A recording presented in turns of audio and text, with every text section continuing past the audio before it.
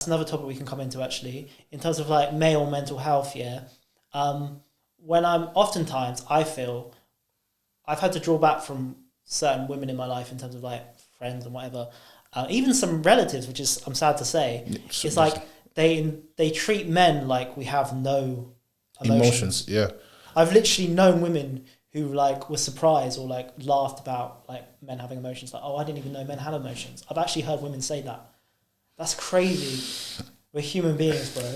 And the scariest thing about that is that if you think that people don't have emotions, then you don't understand the human biology and the makeup of a human. A human, he's made to feel stuff. Just like when you get pricked, you feel it on your skin.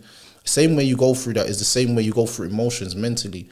I think men's mental health is never ever spoken about, and because there's more women on the planet than men, there's actually more women, and more women on social media than men that will express their feelings. So a woman goes through stuff. I was going through my TikTok the other day, and this is like lots of women crying. Just lots of women crying. Yeah, there's a lot. But you rarely find a lot of men crying. I see that all the time. But we're going through the same struggles. I see like a woman breaking down and everybody's like, oh, you're so... Oh, it's okay. Everything's gonna be okay. You know, I'm here for you. If a man posts something like that, you read the comments. Other men taking the piss constantly. Other men won't even value another man crying. They think that we're meant to be some superheroes, feel no emotion and never cry. The thing is, I tell people this and I say this openly: crying is a good thing. Having a good old cry, 30, 40, 50 minutes, an hour, however you do it. It is helpful. It is so healthy for your soul. I don't do it enough, I feel. Because, you know, it's going back to mental health, so like you've sort of been repressed by society. So sometimes you struggle to let things go. So like I'm more, with me, like I won't like cry or be sad, I'll just be like angry. Which is a toxic thing to have inside you. It's anger. It's funny you say that because I'm similar. Some people become like I was saying this last night. Some people become suicidal. I come homicidal when I'm going through depression or I have sadness. both. I've had both. It's a crazy thing to be experiencing, man. Yeah.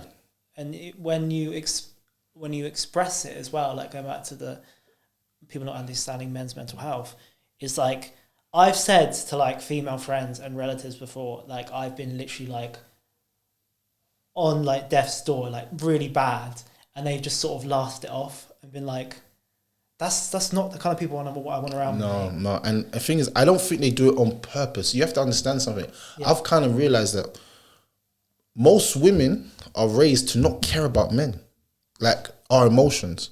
They care about us as in like, what we can provide for them, what we can give to them, but they don't actually care about us mentally. If you really have a conversation with a woman and sit down and listen to her, I promise you start to tell her how you feel. Halfway through the conversation, or an hour, 2 hours, however long you're on that phone for, she'll start to mention her emotions. But I'm talking about me. Exactly. I'm going through something right now. It's me. I'm like, I'm depressed. I'm feeling it. Can you just like this? It's not about you. Yeah. And the funny thing is, when you do it for a woman, I promise you will never do that. You will sit there for 2 hours listening to her pain and comforting her, trying to give her the best advice, and you'll never mention, you could have just got run over and your leg is in a cast and you're in the hospital and you'll be sitting there telling her everything is going to be all right. She wouldn't even pay attention to your leg in the car. She'd be like, oh, you'll get better soon. Like, don't worry. Yeah. Oh, so how you feeling? After 2 hours of talking about herself, oh, so how you feeling? I'm not really feeling too good. Oh, you'll be good. So look, what I'm saying is, you see how I feel right now? You're like, what? I've had that before. Total disregard for our emotions. I've been like, I've consoled women I know over stuff like family problems or whatever, or like illness or, you know, breakups for weeks, bruv. And then like a couple months later, I have a problem, I bring it up. They don't even want to talk about it. No. And it's just like, that's why in some ways, you know, I've have to distance myself from a lot of female friends in that regard, because it's just like, it becomes too complicated. It doesn't feel like they're really hearing me, and they just see me as a man and not as just like, oh, that guy I know, he's cool. Do you know what I mean? They don't see you as a human being. They see you as like a bloke. And like, in some ways I don't blame them, because a lot of women have been traumatized by men. There's men have behaved horribly to a lot of the people I know. Some of my closest female sort of friends treated terribly, but at the same time, that's not my fault. Facts. Facts, big facts. And that's why most of the videos that I do is about topics like this. So about men's mental health, about women not caring about men. And the funny thing is, a lot of hate for it. I get a lot of hate. Women actually, like, I'll say women don't listen. They just want to be heard. I remember this video. This video was like, and it's like, I'll say things like this, yeah, but I actually mean what I say, because I'll look in the comments and women be like, men don't listen. I'm like, but it's not about men at this moment. See, that's the whole point of what I was trying to say.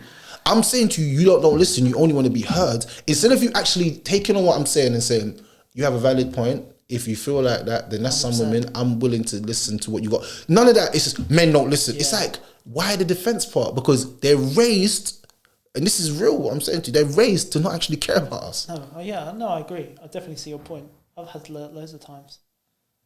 Like, I remember one time, like, there's a woman, I'm not going to go too much into it because it's private, but she told me that she was into me in that way, and I was like, oh, I'm sorry, I don't see you in that way. And then she just started like cussing me out. And it's just like, you're talking about men not being able to handle rejection, and you're literally telling me that I'm terrible and all men are evil because I just said no. That's crazy. And you see that's something that's women, like, it's so like, women always like video men, they're rejecting or something.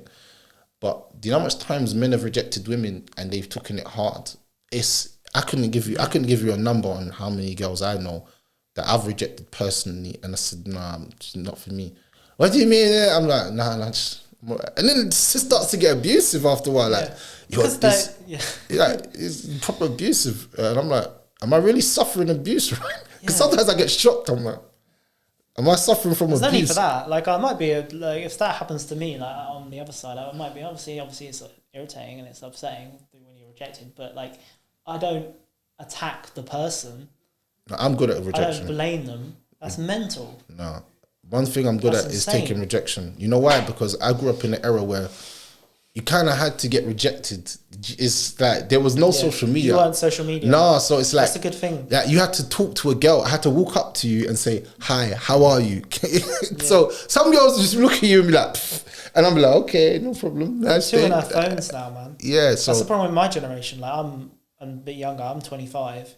And people younger even worse. Like, people can't even communicate outside of social media. If I go up to a girl I know and like, oh, are you interested in like chatting in that way? It's like, but like if some random bloke she's never met DMs her, it's suddenly less weird, which is mental. It's mental. And I remember there was a time when every person I met, you say, have you got Snapchat? Have you got Snapchat?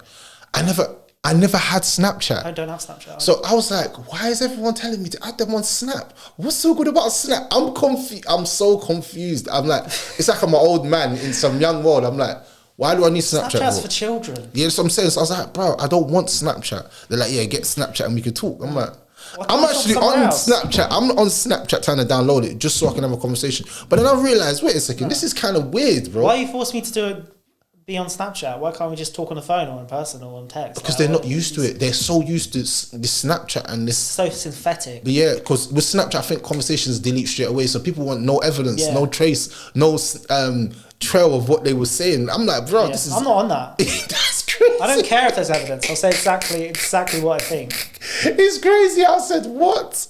Because I'm acting so naive to some of these things here, but I'm in my own little world more times. So these things are not really like things that I pay attention to. I don't pay attention to a lot of things, I'll be honest. Yeah. It might seem like I do, but I don't. Like, the things that I pay attention to is the things that are pertinent to my life, but I don't pay attention to everything. Sometimes I'm so naive to certain things. Like, people are like, did you know this is happening? I'm like, no. Like, I remember I walked out in the third lockdown. I was out every day. Everyone's like, oh, what? You know we're in lockdown. I'm like, are we? To be outside. Yeah, I didn't know what was going on. I didn't have a clue. I was outside every day with all my friends. I didn't know what was going on. I didn't watch the news. I heard people saying things to me, but I was so disconnected. I was just so focused on my own little life, my own little world.